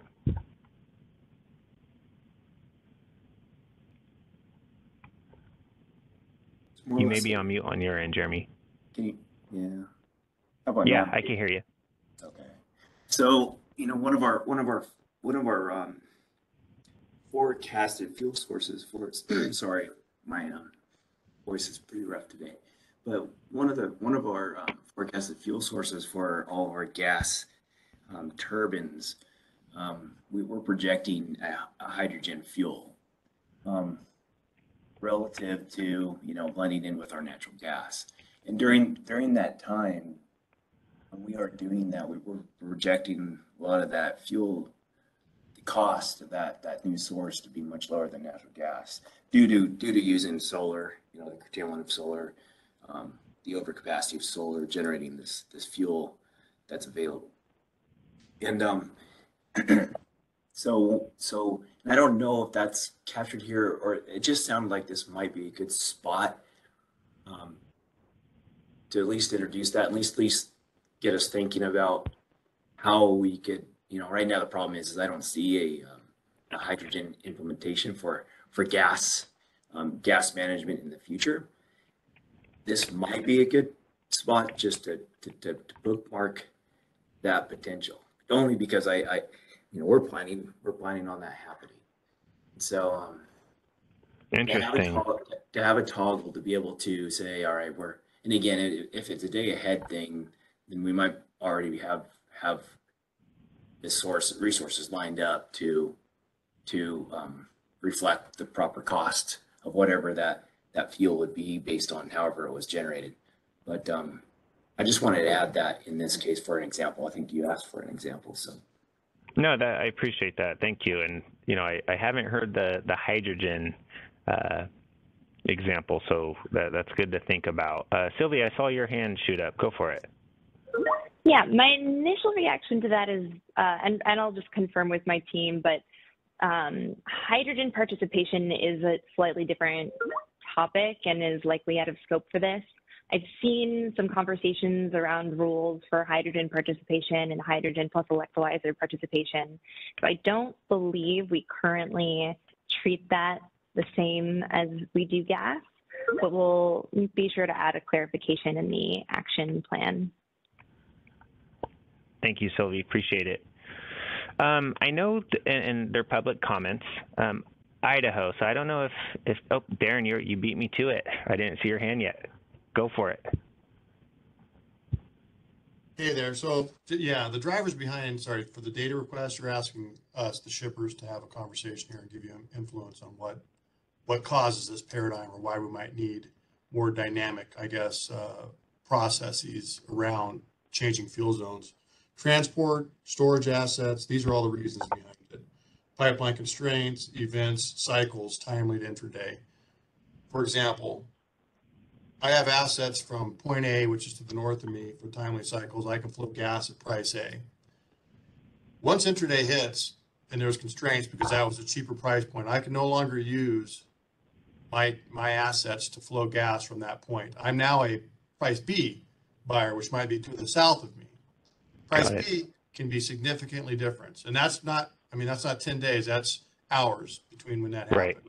So these things, I guess, are the drivers as to why there needs to be higher frequency, I guess, more dynamic ability to have different fuel zones associated with our generators. And currently, all of our turbines, our gas turbines that are participating in the EIM, are all subject to this, I guess, fluidity. So would you say, Darren, and I don't mean to put you on the spot, and I appreciate you throwing out that context. From a potential solution perspective, so I think we articulated the issue or problem correctly, and I know there's a few participants within the CABA that run into this, and they just may not be on the line here. So I know it's more than just Idaho, and I think one of the questions we'll have in the survey after the fact or after this call will be, how many does this impact? But would you say the solution needs to be updated in a way that, hey, provide the ability for resources to reflect the appropriate costs, right? So you're ensuring you're able to capture the difference in cost there for that particular fuel source. And instead of having it say timely manner in both the day ahead and real-time markets, you think that would be more reflective of the need?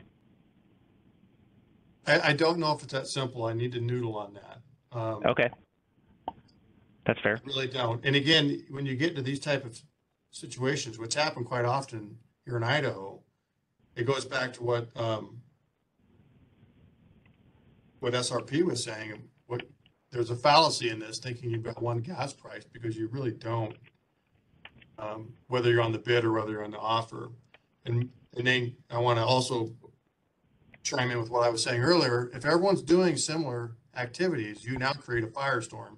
That herd mentality drives out supply and demand levers to where if everyone's on the bid, you kind of create your own storm. And so we saw that, we see that all the time in trading. So anyways, I'll just, I know we got a couple minutes, so I'll wrap it up right there, but I need to think about that. I don't think it's as simple as just timely and intraday. I think it's much more dynamic, and I think it's much more gray than that for us anyway. Got it.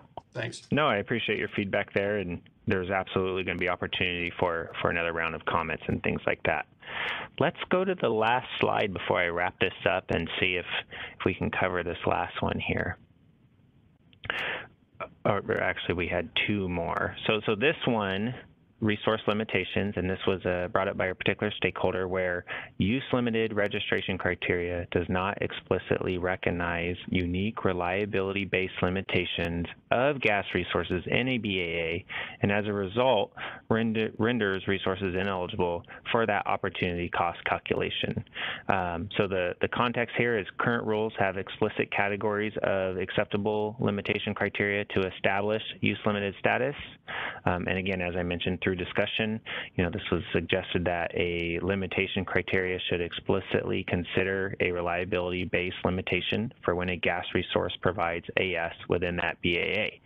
So that potential solution was allow for that BAA to account for other types of use limitations within the opportunity cost calculation.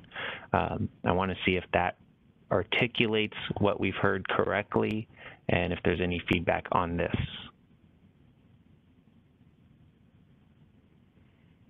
Let's see here. I think I saw a hand pop up. Let me scroll down. Michelle from LA, go for it.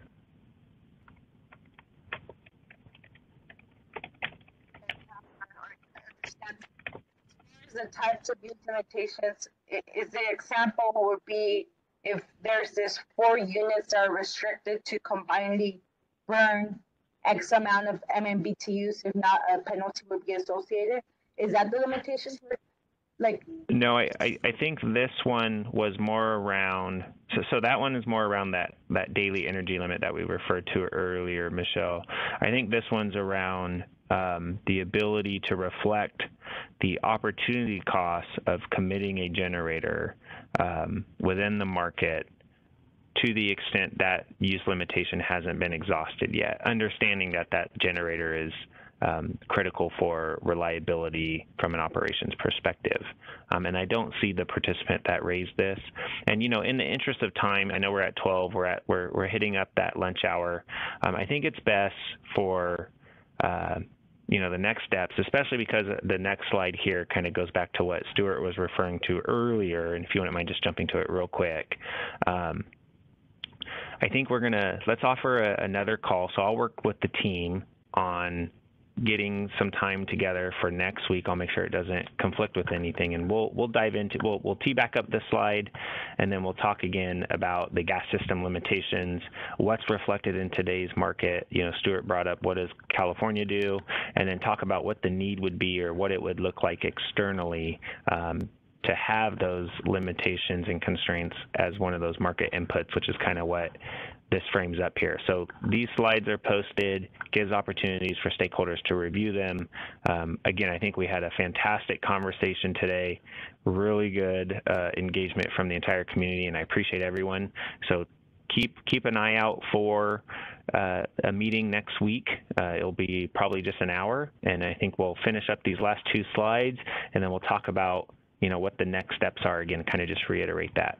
But I appreciate everyone for their time today. Hope you have a fantastic lunch, and we'll be talking again soon next week.